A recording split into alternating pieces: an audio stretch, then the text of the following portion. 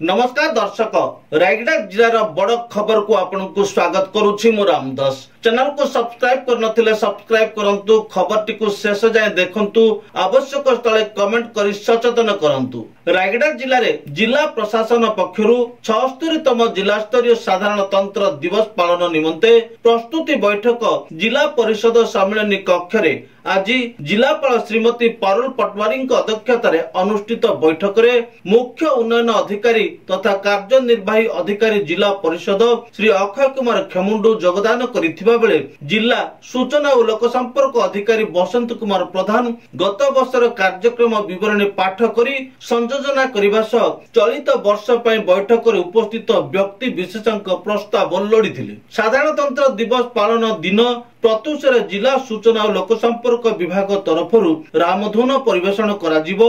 सकाळ 7:30 ठारू 8टा मध्य प्रत्येक सरकारी बेसरकारी अनुष्ठान रे जातीय पताका उत्तोलन कराजिबो। सेहिपरि स्थानीय गोविंद चंद्र देव जिला उच्च विद्यालय खेल पड़िया ठारे अनुष्ठित हेबाको थिबा जिला स्तरीय साधारणतंत्र दिवस रे सकाळ 8:30 समय अनुष्ठानिक भावे मुख्य अतिथि द्वारा जातीय पताका उत्तोलन कराजिबो। कृषि और पारंपरिक शिल्प को गुरुत्व देले परिवेश बंचिबो बोली अतिथिगण मत व्यक्त करथिले। रायगड़ा जिला सदर महकुमा स्थित जलछाया प्रकल्प सम्मेलन कक्ष रे परिवेश और शिल्पानुष्ठान मध्य संतुलन रक्षा नहीं एक सेमिनार रायगड़ नागरिक मंचर सभापति डॉक्टर बादल कुमार तांक तत्वावधान रे मंचर सदस्य श्याम दास परिचालना करथिले। मुख्य वक्ता भावे राष्ट्रीय स्वयंसेवक संघर प्रचारक अन्नदा पाणिग्राही और सम्मानित अतिथि भावे संघर प्रचारक दीपक राउत जोग देथिले। एही सेमिनार रे रायगड़ा विभिन्न संगठन मुख्य तथा सामाजिक व्यावसायिक और आर्मिक अनुष्ठान माने जोग देथिबा बेले जिलार समस्त ब्लॉक प्रतिनिधि माने मध्य जोग देथिले। उपरोक्त विषय आगामी पीढ़ी तथा मानव समाज पर एक गुरुत्वपूर्ण विषय वस्तु भावे मानव समाज सम्मुख में उभा होइछि बोली मत प्रकाश पाइछि।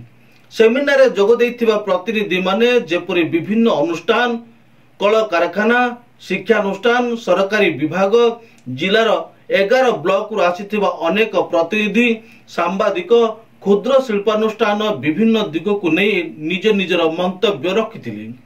डॉक्टर ता निजर वक्तव्य रे वेदांत अलुमिनार किछि दिन तले भांगी जाइथिबा 30 कोटी लिटर रेडमोड पंड विषय रे आलोकपात करी जेउ भली भाबरे विस्तृत आलोचना करिथिले ता उक्त शिल्प प्रतिष्ठान रो पार्श्ववर्ती व प्रभावित अंचल सह वंशधारा अववाहिक रे बसवास करुवा जनबसति पई केते क्षतिकारक ता जणा पड़थिला। एही भली विभिन्न कल कारखाना व प्रदूषण वायु व जल यह उक्त अंचल रे माड़ी जाइथिबा चाष जमी नष्ट हेबा सह उक्त निष्कासित विषाक्त जल नदी रे मिसिबा परे नदीर माछ मरि जाइथिबा भली दृश्य परिवेश रो सुरक्षा प्रति चिंतार कारण पालिटिछि बोली कहिथिले। एसके मार्ट रे भयावह अग्निकांड घटी कोटी रु ऊर्ध्व टंकार क्षयक्षति होइतिबा प्राप्त सूचना जणा पड़िछि। रायगड़ा सहर कन्वेंट स्कूल छकरे थिबा 4 महला विशिष्ट एसके मार्ट रे निया लागि जिबा फलरे लक्षाधिक टंकार सामग्री पोड़ी जोली पाउंस होई जाइछि। अग्निशम बाहिनी पहुंची निया को आयत्त करिबारे सफल होइछि। खबर मुताबिक हठात आज सकाळ उक्त मार्ट भितरु प्रबल धुआं बाहरुथबा देखि स्थानीय लोक अग्निशम बाहिनी को खबर दैथि। खबर पाई अग्निशम बाहिनी पहुंची निया को आयत्त करिबा पाई बहु कसरत करथिले, कारण प्रबल धुआं बाहरुथिबारु निया लिभारे बाधा सृष्टि होइतिला। तेबे विद्युत शॉर्ट सर्किट जगो अग्निकांड होइतिबा संदेह करा जाउछि। एने अग्निशम अधिकारी कहिसंती जे तेबे दुकान मालिक अग्नि निरापत्ता व्यवस्था करिथिले ना नाही तार तदारक करा जाई पदक्षेप ग्रहण करा जिवो बोली कहिसंती। गुणपुर स्थित जीआईटी विश्वविद्यालय school of engineering basic science and humanities तरफरु यांत्रिक कार्यात्मक वस्तुर स्थायी सामाजिक प्रयोग संपर्क 3 दिन अंतर्जातीय सम्मेलन उद्घाटित हो जाइछि। भारत सरकार अधीन रे थिबा जातीय अनुसंधान भित्ति प्रस्तर एवं साइंस एंड टेक्नोलोजी विभाग पक्षरु प्रयोजित उद्घाटनी आलोचना चक्रर आवाहक डॉक्टर विश्वजित दलाई स्वागत भाषण देवा सह सम्मेलन प्राधान्यता विषय कहिथिले। विश्वविद्यालय बेसिक साइंस मुख्य डॉक्टर प्रतिभाकर विभाग अनुसंधान व गवेषणा विषय आलोकपात करथिले। विश्वविद्यालय कुलपति डॉक्टर एवीएनएल शर्मा जोगदेई कार्यात्मक वस्तुर मौलिक गवेषणार आवश्यकता रही बोली मंतव्य रखिथिले। विश्वविद्यालय pro chancellor doctor LM Patnaik आभासी माध्यम रे जोगदेई कार्यात्मक वस्तुर विभिन्न क्षेत्र में बहुल व्यवहार करने सह विश्वविद्यालय को गवेषणा क्षेत्र में 1 नंबर करने आह्वान देथिले।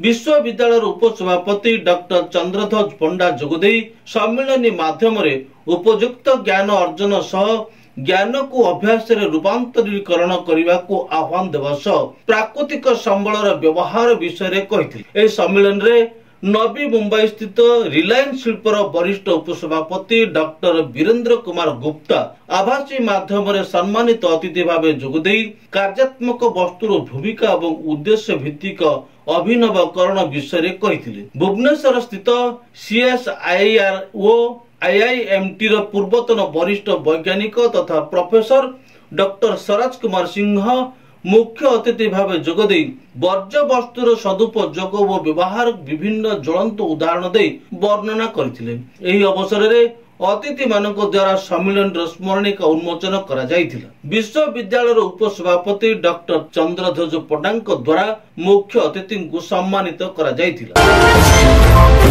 रामनागुड़ा महाविद्यालय रे 18तम प्रवासी भारतीय दिवस पालित। रामनागुड़ा सरकारी महाविद्यालय अध्यक्ष डॉक्टर कैलाश मल्लिक सभापतित्व रे प्रवासी भारतीय दिवस पालित हो जाइछि। उक्त सभा रे रामनागुड़ा ब्लॉक अध्यक्ष रविशंकर गमांग मुख्य अतिथि भावे जोग दैथिबा बेले ब्लॉक शिक्षाधिकारी सुजन मल्लिक मुख्य वक्ता, प्राक्तन गुरुंडी सरपंच चिंता कंडागिरी सम्मानित अतिथि भावे जोग देई एही दिवस पालनर तात्पर्य बखाणिथिले। विभिन्न प्रतियोगिता रे कृति छात्र छात्री को मुख्य अतिथि मानपत्र सह ट्रॉफी प्रदान करी पुरस्कृत करथिले। महाविद्यालय समस्त छात्र छात्री व अतिथि अध्यापक अध्यापिका अणशिक्षक कर्मचारी शामिल होई खुशी व्यक्त करिसंती। विकसित भारत गठन रे प्रवासी भारतीय सक्रिय योगदान नितांत आवश्यक बोली अतिथि माने मत पोषण करथिले। Bureau report GTV Bharat Odia. खबरटी को शेष जाए देखिथिबार आपनको धन्यवाद। पुणी देखाबो अन्य एक खबर रे। सही समय पर्यंत विदाय नौछु। नमस्कार।